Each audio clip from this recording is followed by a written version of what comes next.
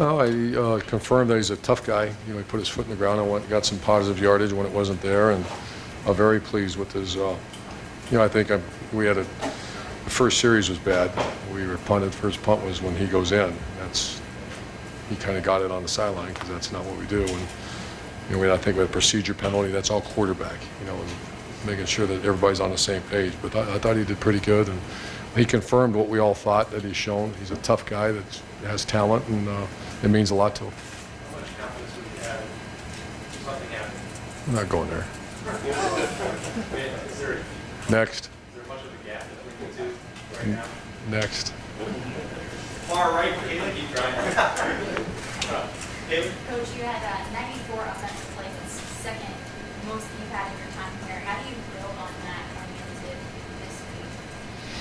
Oh, well, we just try to. JT's obviously that's kind of his bread and butter. We're going to really. We've committed to that. You know, in the past, I'm trying to think. Braxton, he was okay at it, but he was more wants to settle him down, and Cardell was not that way at all. And so the last 3 games of you know, the national championship year, we did very little tempo. It's every quarterback's different because it's, you know, a lot of times you're getting just bizarre looks and discombobulated defenses and all that. And JT, he does a very kind of, you know, he did that in high school too, so he's had like a lot of experience at it. Was it interesting to see that number, but then also know that, like you said, that the wide receivers didn't grade out winner on Saturday? Well, early in we are very, you know, early in the year, not many guys do grade out winners, and it's just finishing blocks and doing all the things. And to grade a winner is pretty hard around here. So the guys that do, it's a big deal. Front row left, Ari. Remember we talked in Chicago about my freshman, and he played 9 on Saturday. One of them that didn't play was Antonio Williams, who was listed number 2 on the depth chart. I didn't know if there was a plan to get him involved or what his situation is. If he was listed number 2, that was not. It's DeMario's ahead of Antonio, and Dontre and Curtis are the next in. So I think Antonio's going to be good. He's just young. Also, quarterback, Dwayne. I know we set a little bit of a session on Joe. How's he been progressing? He's doing good. He kind of hit, you know, he's so talented, and I'd like to have him keep pushing for that backup spot with Joe. But it kind of overwhelmed a little bit.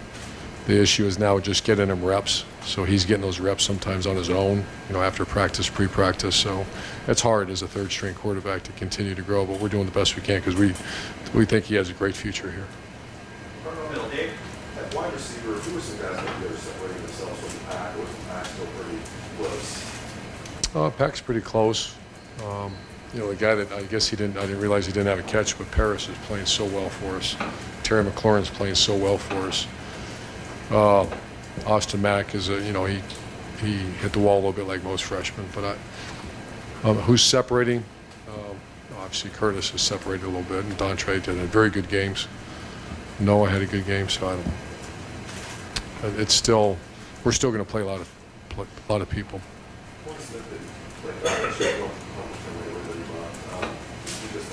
He had a little hamstring issue. Was tight. I learned after the fact because he didn't look as fast as he normally does.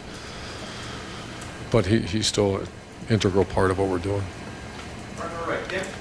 Yeah, Irvin, Dante Booker's any update on him? If he can't go, is Joe Booker the guy now? Or? He's questionable for the game, and it's an MCL sprain, and Joe and Jerome Baker. Jerome Baker. And specifically, what did you see out of Joe when you watched the video? Did you see him step up, and what was just your take on the way he played? Oh, pretty good. I think those are in great detail would be Coach Fickle to have that conversation, but I saw a guy that knows our defense inside out, made the right calls, got everybody in the right place, and played well when he was in there.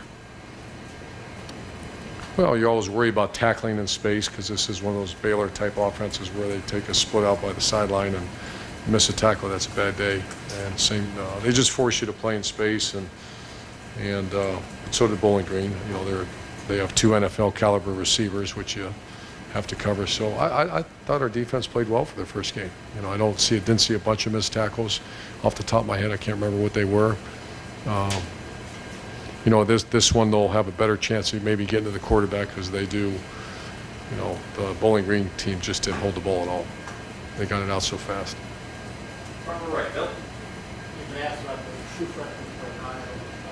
Not just that, they play, how well they play, how important is it to get those guys in a game, in that situation, they really feel like they can do it.